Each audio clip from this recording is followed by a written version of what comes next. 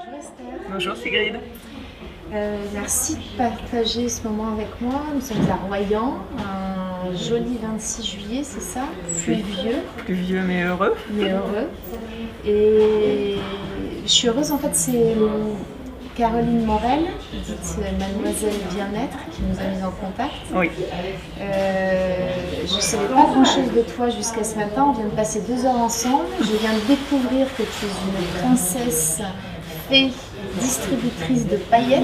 Exactement. Et que tu as une vie très riche et qu'on pourrait démarrer en 2000 par exemple. Si je te demande que s'est-il passé entre l'année 2000 et aujourd'hui?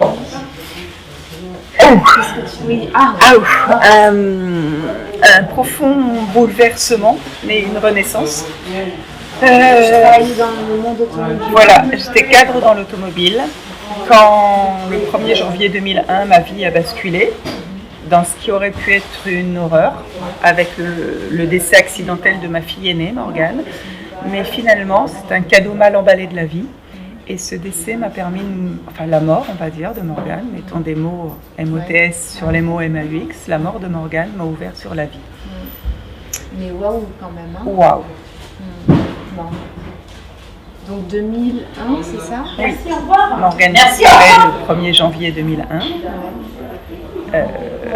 C'est le début d'une errance, d'un dépouillement. Le voile de l'illusion se lève, je m'aperçois que la vie ce n'est pas ce que j'ai cru, les croyances limitantes, les croyances inculquées par mes parents, et je cherche à tout prix à comprendre pourquoi ça m'est arrivé. Donc tu démarres une quête spirituelle. Le mot est peut-être un peu fort, mais je pense que c'est une quête spirituelle. J'ai fait des rencontres incroyables qui m'ont ouvert sur d'autres systèmes de connaissances. J'ai cherché à gagner en savoir-être. J'ai quitté l'automobile, ou l'automobile m'a quitté, parce que... Là, vous étiez d'accord? Voilà, nous sommes séparés. Et puis, j'ai découvert la relation humaine. J'ai repris un cursus d'études, j'ai repris mes études pour comprendre avant tout ce qui m'arrivait. C'était pour toi? Oui, déjà, en fait. À la base c'était, comme je ne trouvais pas de réponse à travers les psys, j'ai décidé d'aller chercher mes propres réponses à travers des lectures, des rencontres et puis des études. Et force de ça, j'ai commencé à me dire, mais il existe autre chose. Et pendant 10 ans, j'ai exercé des missions auprès d'une institution en tant que médiateur. Donc là, j'ai gagné énormément en rencontres en tout genre. J'ai grandi, j'ai eu des joies, j'ai eu des peines, j'ai eu des réussites, j'ai eu des échecs. Alors les réussites, on va les laisser un peu de côté, mais les échecs m'ont là aussi fait grandir, fait mûrir. Et grâce à tout ça, j'ai eu envie de compiler une espèce de savoir acquis au fil du temps pour le partager, parce que la vie ne s'arrête pas avec la mort de quelqu'un. Enfin, elle peut s'arrêter en fonction des croyances, mais pour moi, la mort de Morgane m'a amené à être qui je suis aujourd'hui. À révéler une part de toi. Oui. En fait, à aider, en tout cas, t'as aidé à révéler une part de toi. Par obligation au départ. Et puis maintenant, je peux pas dire. Alors, ma partie humaine n'acceptera jamais le départ de Morgane, je pense. Il y aura toujours une blessure. Mais ma partie spirituelle, mon être, celle que je ne sais pas réellement définir, me dit que la vie est vraiment belle. Oui, parce que bon, là, on rentre pas trop dans les détails, malgré ces 2 heures qu'on vient de partager, mais il y a la mort de Morgane, et puis il y a quantité d'autres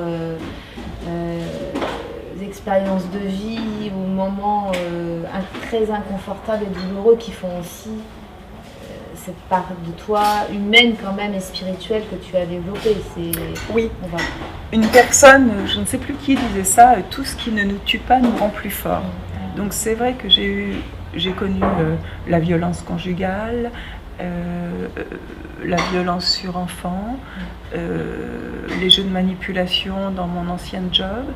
Et en mélangeant tout ça, en dosant tout ça, j'ai appris à être. J'ai réellement vécu des expériences qui ont fait que j'ai été obligée d'intégrer certains concepts que je gardais juste dans l'intellect. je les ai vécues dans ma chair et dans toutes tes cellules. voilà. Et aujourd'hui, quel est ton métier ou ton activité? Parce que je t'ai présentée comme une princesse fée distributrice de paillettes. J'aime beaucoup. Mais ça te va bien. Mais du coup, comment accompagnes-tu? Qui accompagnes-tu? Voilà, en quoi ça consiste? Enfin, je mettrai un petit lien vers ton site internet, évidemment, mais alors, quels sont tes outils? mon Qu'est-ce que job, tu peux nous partager? je dirais que c'est un job de lumière.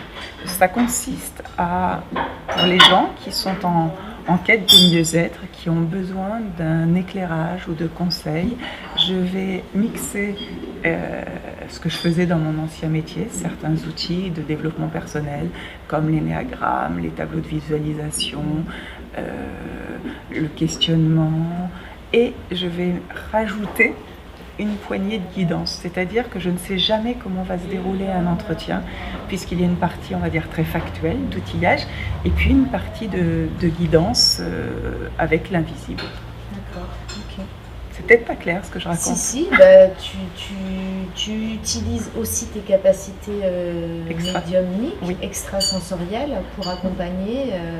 Alors certains appellent ça l'intuition, certains osent aller un peu plus loin dans l'explication. Mais bon, moi ça me parle parce que je pense qu'on a des casquettes assez proches, même si forcément on a des petites différences toujours. Mais oui, je pourrais dire que voilà, quand j'essaie de définir, parce que c'est tellement vaste, et l'être humain est tellement vaste, et comme j'ai cette adaptabilité, eh bien j'ai du mal à définir mon outillage précis, mais mon job consiste à permettre à la personne de se réveiller et de se révéler.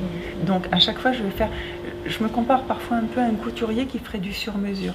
C'est-à-dire qu'en fonction de la problématique de la personne, soit je ne vais pas savoir faire, et ça je le dis, ou alors je vais adapter et l'outillage sur la nature humaine, entre guillemets, et puis ce que je préfère, cerise sur le gâteau, c'est quand la guidance arrive et que je m'adresse à l'être, à la partie la plus subtile de la personne que j'ai en face de moi.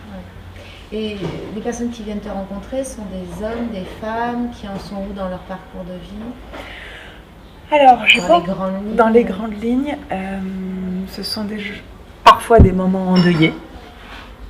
Voilà, parce que de par mon parcours de vie, mon expérience et ma durée dans le temps, il m'arrive d'accompagner des mamans qui viennent de perdre leur enfant. Ah oui. Pour le coup, tu connais bien évidemment ce par quoi elles passent. Voilà. Et j'offre un espace d'écoute, d'accueil, de non-jugement. Et puis c'est vrai, il faut appeler un chat, la vie n'est plus jamais pareille après. Voilà. Il y a la personnalité avant le départ de l'enfant et la personnalité que l'on se construit après. Et ça, j'évite de l'intellectualiser. Donc, ensuite, j'ai beaucoup de personnes comment dire, qui savent qu'il y a autre chose. Elles ont envie d'autre chose, mais elles n'osent pas forcément sortir de la ligne qui a été créée par leur croyance familiale, par leur parcours de vie. Elles ont envie d'être, mais elles restent dans le savoir et dans l'avoir et dans le faire. Donc je les aide à sortir. Voilà, je les accompagne à sortir d'elles-mêmes et à révéler leur pouvoir créateur. Parce que quand on comprend qu'on est co-créateur de sa vie, là, on prend enfin les rênes de sa vie en main.